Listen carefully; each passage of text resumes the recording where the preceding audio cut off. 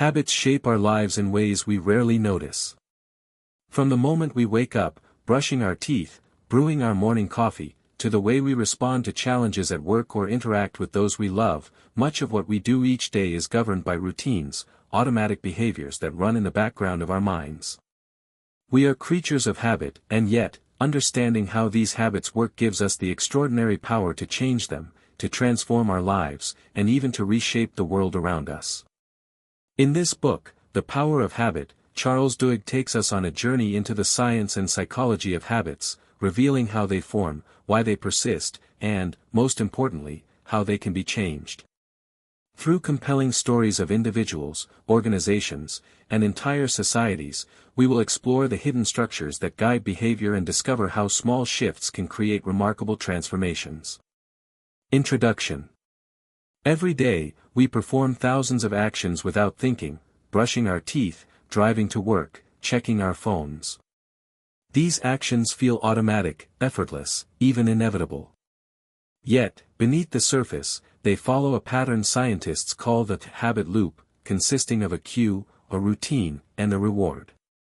This loop, whether it governs personal habits, organizational routines, or societal behaviors, holds the key to understanding why we do what we do. In the pages ahead, you will meet a range of people and organizations who have unlocked the power of habits, individuals who overcame destructive routines, companies that transformed their cultures by focusing on keystone habits, and social movements that changed the course of history by harnessing collective behavior. Each story reveals a simple but profound truth: habits are powerful, but they are not destiny. By understanding how habits work, and by learning to identify and reshape the loops that govern our lives, we gain control over our actions. We can create new routines, reinforce positive behaviors, and eliminate those that hold us back. Habits, once seen as constraints, can become the instruments of personal growth, organizational excellence, and societal change. This audiobook will guide you through the science, the stories, and the strategies of habit transformation, showing that with awareness, effort, and belief, anyone can change their habits, and in doing so, change their life. Part 1: The Habits of Individuals. Chapter 1: The Habit Loop, How Habits Work.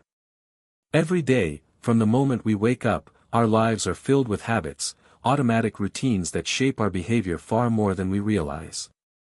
In this opening chapter, Charles Duhigg introduces the science behind how habits function, beginning with a groundbreaking discovery from neuroscience, that habits are not merely the product of willpower, but deeply ingrained patterns inside the brain. To understand this, Duhigg takes us inside the laboratory of researchers studying a man named Eugene Pauly, known in scientific literature as E.P. Eugene suffered brain damage that destroyed parts of his medial temporal lobe, the area responsible for forming new memories. He couldn't recall what day it was, recognize new faces, or even remember where he lived if he stepped outside. Yet, remarkably, he could perform daily routines perfectly. Every morning, he would take a walk around his neighborhood and return home safely, even though he couldn't consciously describe how to get there. This mysterious ability led scientists to a profound insight: our brains can form habits even when memory and reasoning fail. Habits live in a different part of the brain, the basal ganglia, a structure that stores patterns of behavior. When an action becomes a habit, the brain essentially powers down and lets the routine run automatically. This saves energy and allows us to perform complex tasks without constant decision-making. Researchers discovered that habits follow a three-step loop, a neurological pattern that governs every routine we perform. 1. Cue, a trigger that tells the brain to go into automatic mode and which habit to use. 2. Routine, the physical, emotional, or mental activity that follows. 3. Reward, something that helps the brain figure out if this loop is worth remembering for the future. Over time, this loop, cue, routine, reward, becomes more and more automatic. The brain learns to anticipate the reward as soon as it detects the cue, which is what drives the habit to repeat. To illustrate this, Duhigg describes experiments with rats. Scientists placed rats in a maze and measured brain activity as they searched for chocolate. Initially, the rats' brains worked hard, sniffing and exploring every corner. But after repeating the maze multiple times, their brain activity decreased dramatically. As soon as the rat heard a clicking sound that signaled the start of the maze, its brain recognized the cue, ran through the routine, and expected the chocolate at the end, the reward. The rat wasn't thinking anymore, the habit had taken over. This was the first glimpse into the habit loop, the foundation of how all habits, good or bad, operate. The implications are immense. It means that once a habit emerges, the brain stops fully participating in decision-making. Unless we deliberately fight or replace a habit loop, it will unfold automatically every time the cue appears. Duhigg explains that this is both the blessing and curse of habits. They allow us to function efficiently. Imagine having to consciously think about brushing your teeth, driving, or typing every time, but they can also trap us in destructive behaviors, like overeating, smoking, or procrastination. The key takeaway from this chapter is that you can't erase a habit, but you can change it by understanding and reshaping the habit loop. If you can identify the cue and the reward, you can alter the routine in between. This understanding lays the groundwork for everything that follows in the book. Duhigg ends the chapter by emphasizing that recognizing the habit loop is the first step to taking control of our behavior. Once we know how habits work, we can begin to reprogram them, turning automatic patterns into conscious choices that serve us rather than control us.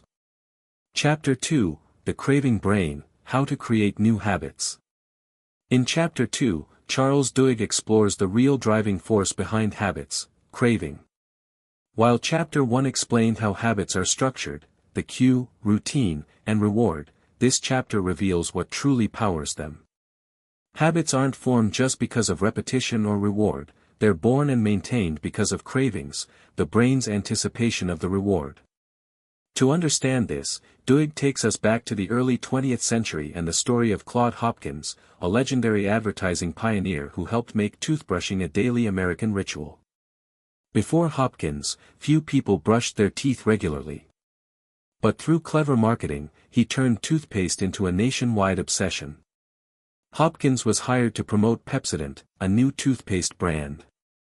At the time, oral hygiene was poor, even soldiers in World War I were disqualified because of rotten teeth. Hopkins used a simple cue and reward system in his campaign. The cue was, the film on your teeth. He told people that when they felt that invisible film, they should brush it away.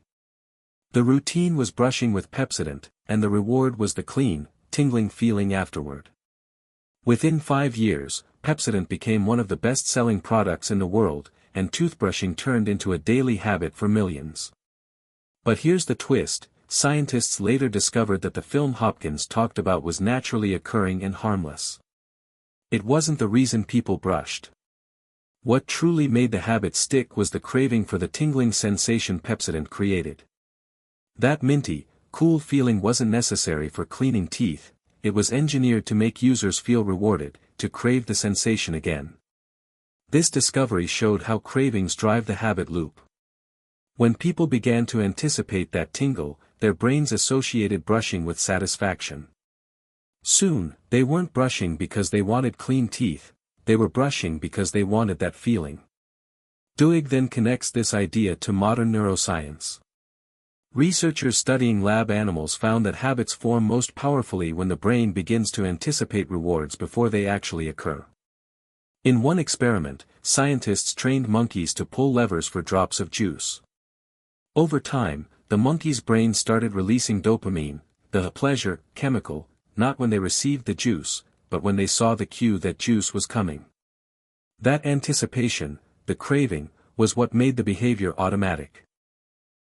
If the expected reward didn't come, the brain became agitated. The craving wasn't for the reward itself, but for the feeling the reward promised. This insight explains why habits can be so hard to break. It's not just the physical act we're addicted to, it's the emotional anticipation of what comes after. Smokers crave the relief of nicotine, not the cigarette itself. Shoppers crave the excitement of a purchase, not the product. Gamblers crave the thrill of winning, not necessarily the money.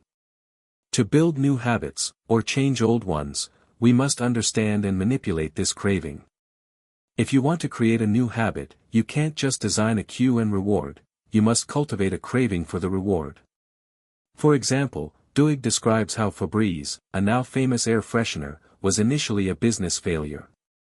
Procter & Gamble discovered a formula that could remove odors completely.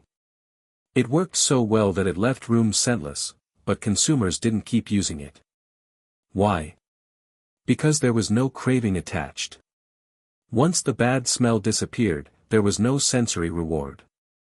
Later, P&G reintroduced Febreze with added scents, floral, fresh linen, citrus, and marketed it as a finishing touch after cleaning. Now, the cue was cleaning, the routine was spraying Febreze, and the reward was that pleasant, fresh smell that made users feel accomplished. People began to crave that final, fresh feeling, and the product became a billion-dollar success. The principle was the same as with Pepsodent: give people something to anticipate, something that feels rewarding on an emotional or sensory level. Duhigg summarizes that all effective habits share this same neurological foundation. A cue that triggers the behavior. A routine that becomes automatic. A reward that satisfies a craving and reinforces the loop. Cravings are the invisible engine that make habits powerful. Without them, a habit cannot take root. But when a craving develops, when the brain begins to expect and anticipate a reward, the habit loop becomes nearly unstoppable. In short, craving transforms simple cues into powerful motivators. This is why understanding your own cravings is essential if you want to change or build new habits. Duhigg closes the chapter by saying, "Cravings are what drive habits. And figuring out how to spark a craving makes creating a new habit easier." Chapter 3, The Golden Rule of Habit Change, Why Transformation Occurs.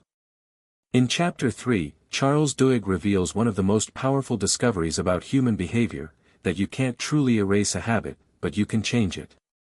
The key lies in understanding what he calls the golden rule of habit change. Keep the cue. Keep the reward. Change the routine. This principle is the foundation for how people overcome destructive habits, from addiction to procrastination, and how organizations and societies can transform collective behavior. To explain this, Duhigg begins with a compelling story from the world of professional football. In the late 1980s, Tony Dungy, a coach with the Tampa Bay Buccaneers, revolutionized how football teams trained. His philosophy wasn't about making players stronger or faster, it was about changing their habits. Dungy realized that in the heat of a game, players often didn't have time to think. Their reactions were habits, patterns triggered by cues on the field.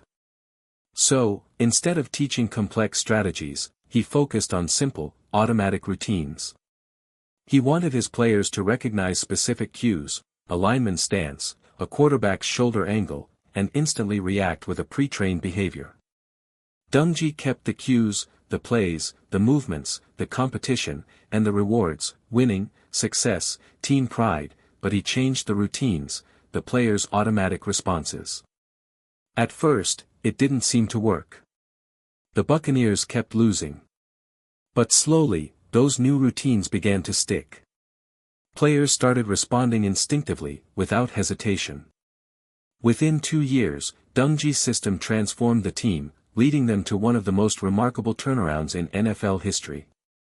The story illustrates how powerful habits can be when the routine is reshaped, and how this same principle applies to our personal lives.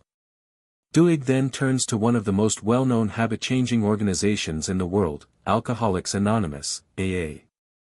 For decades, AA has helped millions of people overcome alcohol addiction, yet it doesn't rely on medication or scientific techniques. Instead, it's built entirely on habit change, and it works. AA's program follows the golden rule closely. For many alcoholics, the cue might be stress, loneliness, or social anxiety. The routine is drinking. The reward is relief, temporary comfort or escape. AA doesn't remove the cue or the reward.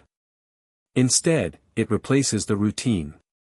When an urge arises, members are encouraged to attend meetings, call a sponsor, or pray, new routines that deliver the same emotional reward, relief and connection. What AA discovered, long before neuroscience confirmed it, was that changing the routine works, but belief is the ingredient that makes it permanent. Duhigg writes that true transformation occurs when a person starts to believe change is possible. In many cases, that belief comes through the group, through witnessing others who have successfully changed. This belief factor became the fourth hidden element in the habit loop. When belief is added, the loop solidifies into long-term transformation. Without belief, change often collapses under stress. To deepen this idea, Duhigg recounts the story of Bill Wilson, the founder of Alcoholics Anonymous. Wilson was a successful Wall Street broker who lost everything to alcohol. After years of spiraling, he entered treatment and experienced a profound spiritual awakening. When he left, he made it his mission to help other alcoholics. But his method wasn't preaching sobriety, it was sharing stories. He helped others see that recovery was possible, giving them belief. That belief, Duhigg explains, became the emotional glue that kept new routines alive. Later, scientists studying habit change in addicts and soldiers discovered that belief changes the brain's chemistry. When people believe they can change, and when they see others who've succeeded, their brains begin to anticipate success as a reward. Belief becomes a self-reinforcing cue for transformation. Duhigg also connects this idea back to Tony Dungy's football team. The Buccaneers' transformation only solidified after a personal tragedy. One of Dungy's players lost a young son, and the entire team came together in grief and solidarity. In that emotional moment, they began to believe in Dungy's system, not just follow it. After that, everything clicked. They played with conviction and instinct, eventually reaching the playoffs and proving that habits, when tied to belief, can rebuild an entire culture. By the end of the chapter, Duhigg summarizes the golden rule of habit change in 3 key insights. 1. You can't extinguish a bad habit, you can only change it. The cue and reward remain constant, but the routine must be replaced. 2. Belief is essential for lasting change. Without belief, whether spiritual, personal, or communal, new habits crumble under stress. 3. Transformation is possible for anyone. Once you understand your habit loop and infuse it with belief, even the most destructive patterns can be rewritten. In essence, Duhigg reveals that habit change isn't about discipline, it's about awareness and replacement. The moment you can recognize your cues, identify your rewards, and consciously choose a different routine, you gain the power to reshape your life. He closes the chapter with a powerful message. Change might not be fast, and it isn't always easy. But with time and effort, almost any habit can be reshaped. Part 2, The Habits of Successful Organizations. Chapter 4, Keystone Habits, or the Ballad of Paul O'Neill, Which Habits Matter Most. In this chapter, Charles Duhigg explores a fascinating idea: not all habits are created equal. Some habits, when changed or created, have the power to transform entire systems, whether that system is a company, a family, or a person's life. These are what Duhigg calls keystone habits. Keystone habits don't just produce small shifts, they trigger a chain reaction, reshaping patterns across an organization or life. To explain this, Duhigg tells the story of Paul O'Neill, a man whose unusual leadership transformed one of America's largest companies. The Ballad of Paul O'Neill. In 1987, Alcoa, the aluminum company of America, was in trouble. Despite being one of the world's largest metal producers, it was losing money, its morale was low, and its investors were nervous. When the board announced a new CEO, Wall Street expected a typical corporate turnaround plan: talk of profits, efficiency, and new products. But at his first press conference, Paul O'Neill said something that stunned everyone in the room. He didn't talk about profit margins or market share. Instead, he said, "I want to talk to you about worker safety." The room fell silent. Analysts were confused. Some thought he was joking. Others immediately sold their shares. But O'Neill was dead serious. He told them that his number one priority, the only metric that mattered, would be zero worker injuries.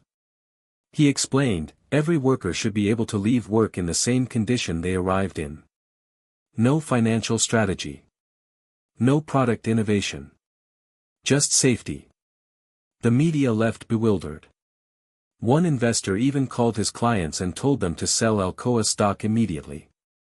But within a year, those same investors would regret it deeply, because O'Neill's obsession with safety would ignite a transformation that made Alcoa one of the most profitable and admired companies in America. How safety became a keystone habit. When O'Neill prioritized safety, he wasn't just talking about ethics or morality. He understood that safety was a keystone habit, one that could ripple across the entire organization and unconsciously reshape its culture. To make Alcoa safer, every part of the company had to change. Communication had to improve. Workers needed a way to report hazards instantly, without fear of punishment.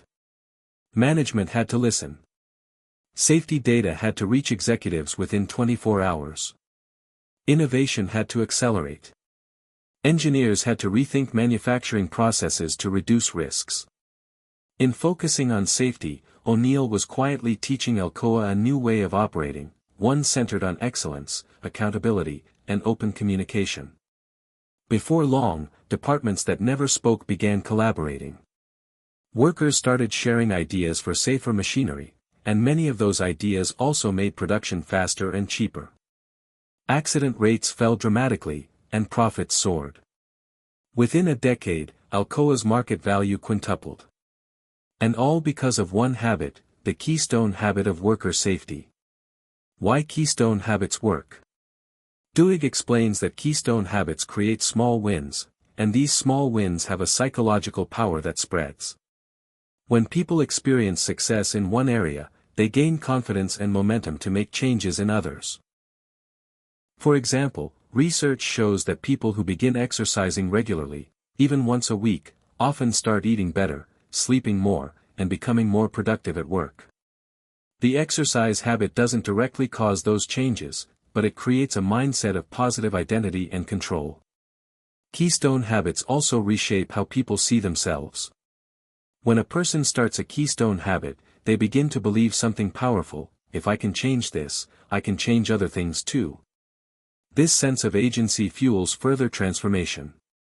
The ripple effect in organizations. At Alcoa, the ripple effects were enormous. When workers reported safety hazards, it became normal to speak up about other problems too: defective equipment, inefficiencies, bad management. The culture evolved from secrecy and fear to transparency and collaboration. Even O'Neill's communication policy reflected this change. If a worker was injured, O'Neill demanded to hear about it within 24 hours, directly from the plant manager. If he didn't hear, someone's career was at risk. This policy forced every manager to stay alert, connected, and proactive. Soon, everyone at Alcoa knew, if you see something dangerous, speak up. And in speaking up about safety, they also started speaking up about ideas that improved production, quality, and efficiency. The result, by the time O'Neill retired, Alcoa had become one of the safest companies in the world, and one of the most profitable. Finding your own keystone habits. Duhigg concludes that keystone habits exist everywhere, in individuals, teams, and societies. The challenge is identifying them. A keystone habit is the one pattern that, when changed, influences everything else. For individuals, keystone habits often include daily exercise, which triggers better health and confidence. Making your bed each morning, which builds a sense of order and accomplishment. Family dinners, which improve communication and relationships. For organizations, keystone habits might be prioritizing safety, as O'Neill did at Alcoa. Tracking data transparency, which can create a culture of honesty. Celebrating small wins, which fosters motivation and pride. The magic of keystone habits lies in their ability to create a domino effect, a shift in identity, belief, and behavior that spreads far beyond the original goal. The legacy of Paul O'Neill. O'Neill's leadership at Alcoa became legendary because it demonstrated that focusing on the right habit can transform an entire system. He never said, "Let's increase profits." Instead, he said, "Let's make sure everyone goes home safe." And that simple focus changed everything. When he eventually retired to become U.S. Treasury Secretary, Alcoa was thriving. Injuries were rare, morale was high, and the company was earning record profits. In the end, O'Neill had proven a profound truth. If you can identify and nurture one keystone habit, you can change the whole culture around it. Chapter 5, Starbucks and the Habit of Success, When Willpower Becomes Automatic. In Chapter 5, Charles Duhigg delves into one of the most important habits for personal and organizational success, willpower.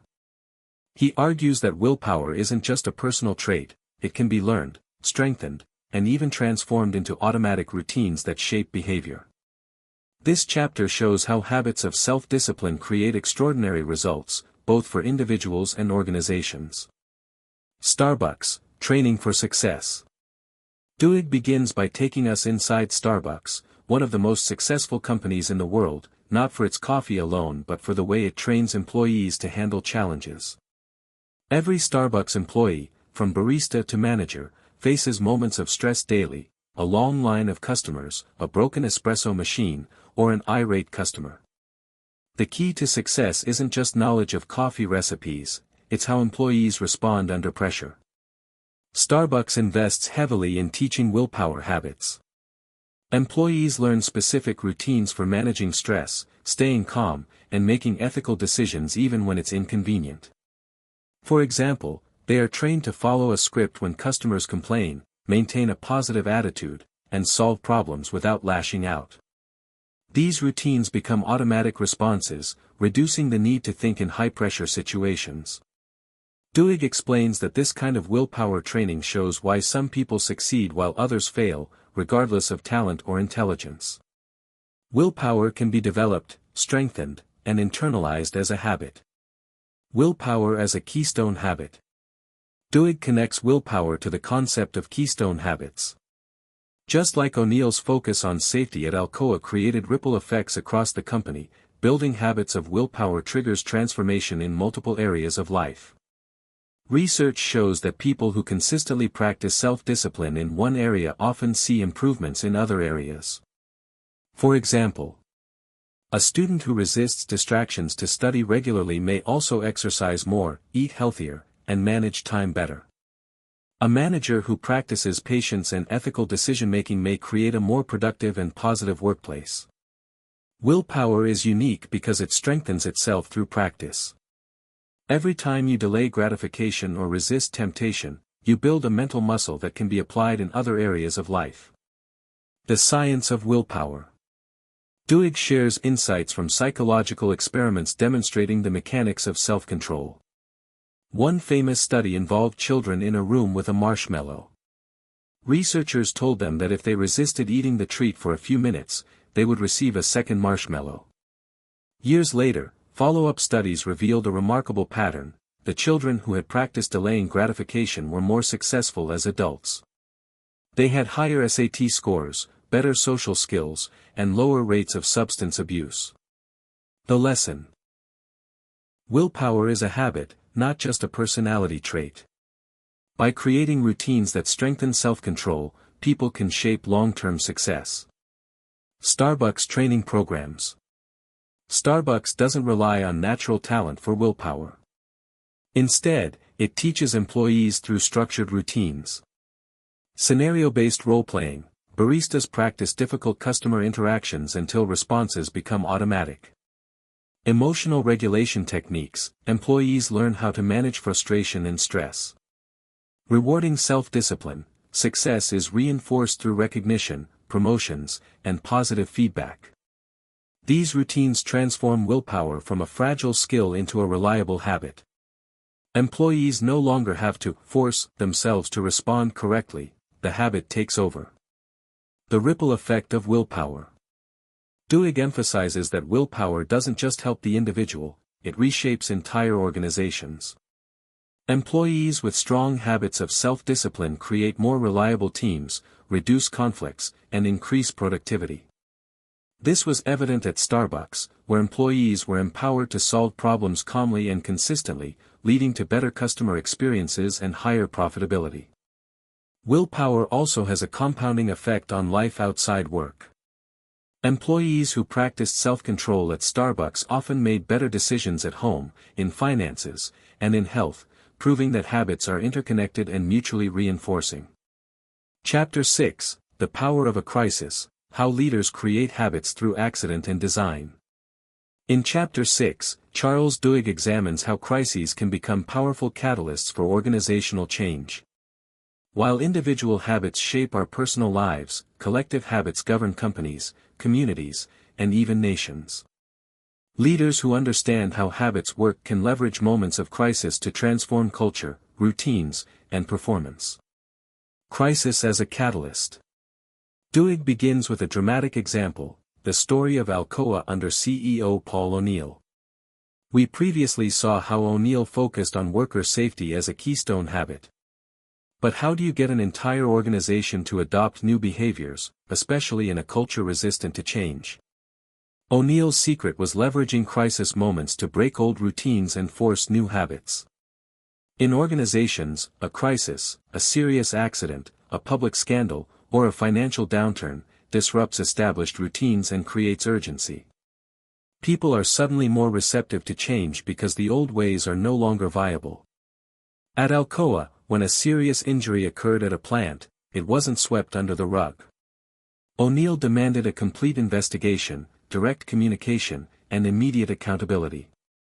Employees realized that reporting hazards wasn't optional, it was part of the culture now. This heightened sense of urgency accelerated habit change. What might have taken years happened in months because the organization was confronted with undeniable evidence that old habits were dangerous and ineffective. The Tylenol crisis. Duhigg also describes the famous Tylenol poisoning crisis of 1982, which transformed Johnson & Johnson into a model of crisis management. When cyanide-laced Tylenol capsules caused several deaths, the company faced a choice: protect profits or protect the public.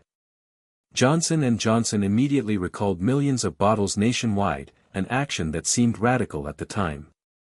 But this decision created a new habit of organizational responsibility.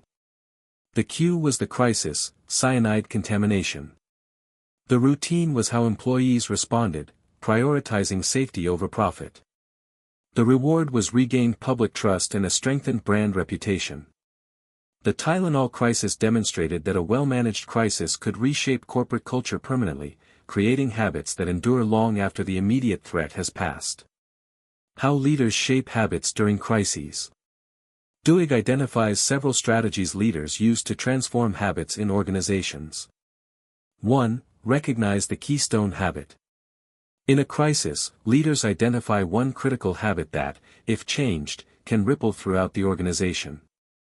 O'Neill used safety, Johnson & Johnson used public trust and accountability. 2. Focus on a clear cue and reward. In stressful moments, routines often collapse. Leaders simplify behavior by defining a clear cue: injury, accident, customer complaint, and a reward: success, safety, trust. 3. Create urgency. Crises heighten attention and make old habits unsustainable. Employees are more willing to adopt new routines when consequences are immediate and visible. 4. Reinforce change through communication. Leaders actively monitor results, share successes, and hold people accountable, ensuring that new behaviors become habitual. The ripple effect of crisis-driven change. Duhigg emphasizes that crises often expose vulnerabilities and weaknesses that remain hidden during normal operations. Organizations resistant to change can suddenly be open to transformation because the old routines no longer work under pressure. When leaders successfully leverage these moments, they don't just solve an immediate problem, they reshape the culture, creating enduring routines that improve performance and productivity. For example, after O'Neill's safety initiatives at Alcoa, the company didn't just reduce accidents, it became more efficient, innovative, and profitable. A single keystone habit, amplified by crisis awareness, led to organization-wide transformation. Lessons for individuals and organizations. 1. Crises reveal opportunity. Stressful, urgent moments force people to pay attention and adopt new behaviors more quickly. 2. Focus on keystone habits. Identify one habit that can ripple through the organization, and let the crisis highlight its importance. 3. Cultural change requires reinforcement. Habits aren't permanent after one action. Leaders must monitor, reward, and communicate to embed the new routine. 4. Crisis plus habit change equals transformation. Moments of disruption provide a unique chance to rewire an organization, instilling habits that last long after the crisis ends. Chapter 7: How Target Knows What You Want Before You Do, When Companies Predict and Manipulate Habits. In Chapter 7, Charles Duhigg explores how companies use the science of habits to predict and even influence consumer behavior.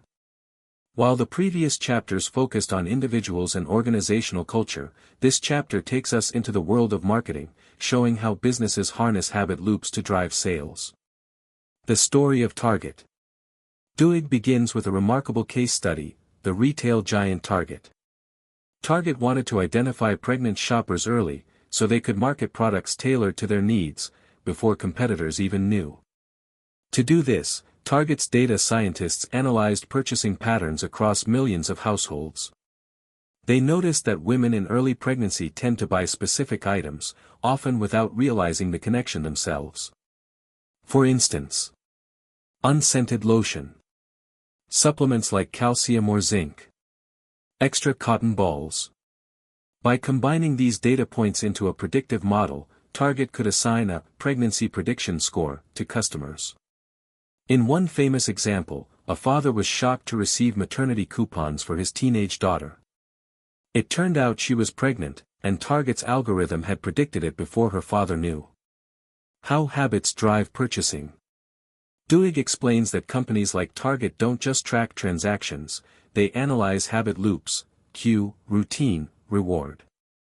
1. Cue, the trigger that initiates a purchasing routine, e.g., a stressful week, a seasonal change, or the discovery of a craving. 2. Routine, the consumer's habitual behavior, e.g., buying a snack, lotion, or household product.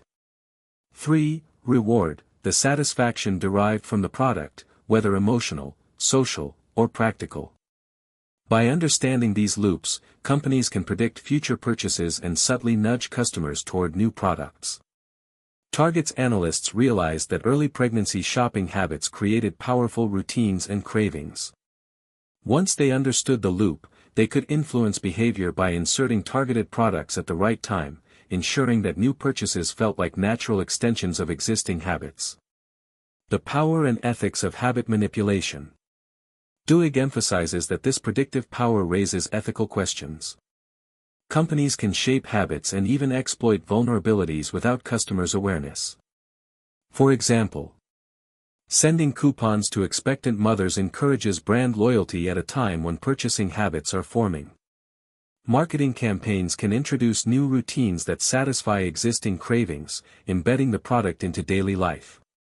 The insight here is profound: habits are manipulable.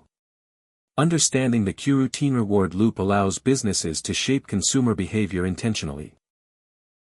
The neuroscience behind habit prediction. Duhigg delves into the science of how habit loops are formed in the brain. Habits, whether personal or commercial, are automatic behaviors reinforced by cravings. Companies that predict and manipulate habits do so by 1. Identifying the cue. 2. Analyzing the routine. 3. Linking the routine to a reward that triggers craving. When a craving becomes established, the behavior repeats automatically. Marketing exploits this principle, ensuring that customers return to the product without conscious effort. Implications for individuals. While Chapter 7 primarily focuses on business, Duhigg also highlights a takeaway for individuals: awareness is key. If you understand the cues and rewards driving your own habits, whether shopping, eating, or scrolling on your phone, you can resist external manipulation. Make deliberate changes to routines. Take control over behaviors that companies may exploit. Lessons from Target's approach. 1. Predicting habits requires careful observation.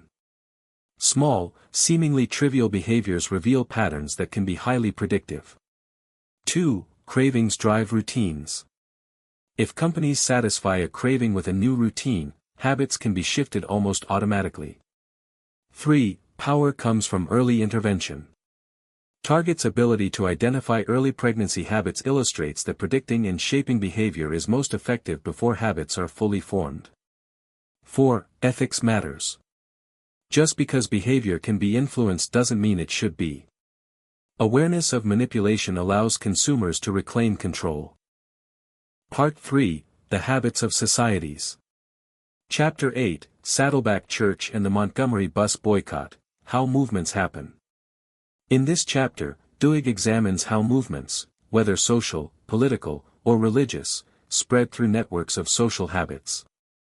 Unlike personal habits, which are largely internal, social habits rely on relationships, shared behaviors, and community norms. The Montgomery Bus Boycott, a case study in social habits. The story begins in Montgomery, Alabama, 1955, after Rosa Parks refused to give up her bus seat. Her arrest sparked a wave of activism, the Montgomery Bus Boycott, which lasted over a year and became a turning point in the civil rights movement. What made the boycott successful wasn't just outrage or moral courage, it was the structure of social habits within the African American community. Strong ties, neighbors and church members had close relationships, creating trust and accountability. People could rely on one another to participate and support each other in boycotting buses. Weak ties, casual acquaintances and extended networks allowed the boycott to reach beyond immediate circles, bringing in new participants and spreading awareness. Duhigg emphasizes that strong ties alone cannot sustain movements, and weak ties alone cannot initiate them. The combination of intimate bonds for commitment and looser networks for expansion creates the perfect environment for social habits to propagate. Keystone social habits. Just as individual keystone habits trigger widespread change in personal life, keystone social habits act as catalysts in communities. In Montgomery, attending church gatherings and participating in community meetings were keystone social habits. These habits served multiple purposes. They reinforced participation, reminding people to continue the boycott daily. They created peer accountability, as skipping a meeting meant potentially letting down neighbors and friends. They provided organizational structure, including carpool networks, communications, and leadership guidance. Through these social habits, what might have been a short-lived protest became a year-long, sustained, and effective movement. Dr. Martin Luther King Jr., The Role of Leadership. Duhigg highlights how leaders leverage social habits. Dr. King, a young minister at the time, understood the power of habit loops within social networks. He encouraged participation through moral appeals, linking action to identity and shared values. He ensured that strong habits were repeated consistently, like attending meetings, organizing carpools, and maintaining visibility in the community. By tapping into both strong and weak social ties, King amplified the movement's reach and cohesion, turning individual decisions into collective action. The success of the Montgomery bus boycott illustrates a fundamental principle. Movements succeed not because of charismatic leadership alone, but because habits are embedded in networks of relationships that reinforce and propagate behavior. Saddleback Church, Social Habits in a Modern Context. Duhigg also examines Saddleback Church, founded by Rick Warren, to illustrate social habit formation outside political movements. Warren's approach relied on creating repeatable, predictable routines that encouraged participation. Weekly small group meetings where members could interact and feel accountable. A culture of inviting friends, which turned outreach into a habitual practice rather than an optional task. Rituals of service and engagement, which reinforced identity and community belonging. Over time, these small routines snowballed. People who initially joined for social reasons stayed for emotional and spiritual reinforcement, creating a self-propagating growth habit. Eventually, Saddleback became one of the largest churches in America. Chapter 9, The Neurology of Free Will, Are We Responsible for Our Habits? Chapter 9 shifts focus from society to the individual brain, examining the intersection of habits, neuroscience, and personal responsibility. Duhigg asks a profound question: if habits are automatic, are we responsible for our actions? The brain and habit loops. Duhigg revisits the habit loop, cue, routine, reward, and explains its neurological basis. The basal ganglia handles automatic behaviors, allowing routines to run without conscious thought. The prefrontal cortex manages conscious decision-making, but often defers to established habit loops. Habits exist to save mental energy, which explains why behaviors can feel automatic and difficult to change. Case studies: addiction and crime. Duhigg uses case studies to illustrate the implications of neurological habit loops. Addiction: drug and alcohol habits hijack reward pathways. The brain craves the routine associated with the substance, making the behavior feel inevitable. Crime: certain criminal behaviors can be triggered by environmental cues or learned routines, rather than conscious malice. These examples show that habits can override conscious intent, but they also reveal opportunities for intervention. Understanding the loops provides a framework to disrupt destructive behaviors. Belief and habit change. Belief is critical to reshaping habits. 1. Awareness: recognizing the cue routine reward loop is the first step. 2. Substitution: replacing the destructive routine with a positive one maintains the same cue and reward.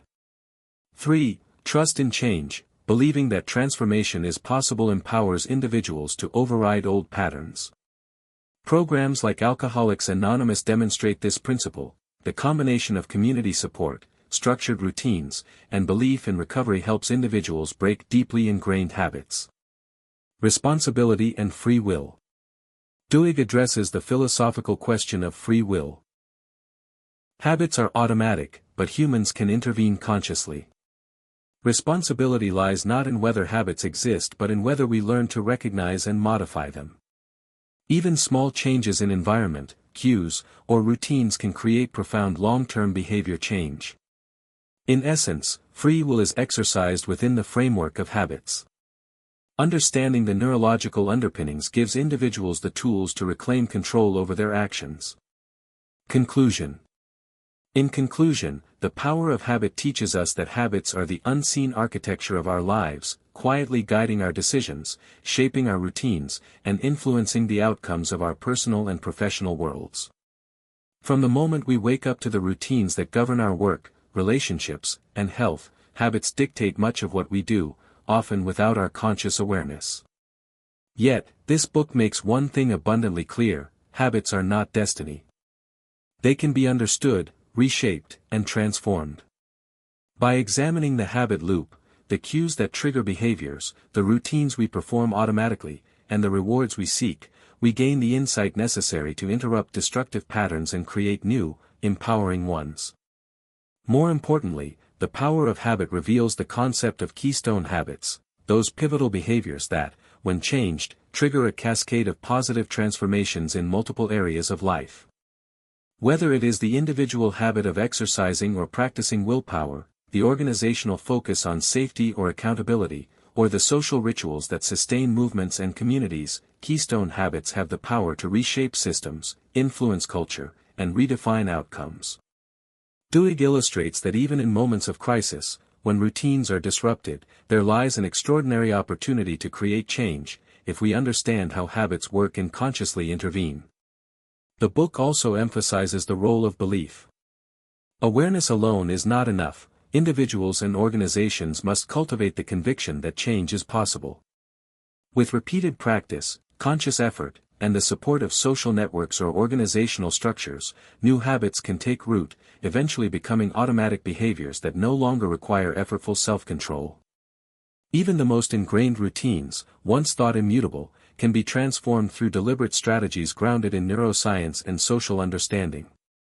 Ultimately, the power of habit offers a profound and empowering message: while habits influence nearly every aspect of our lives, we are not powerless.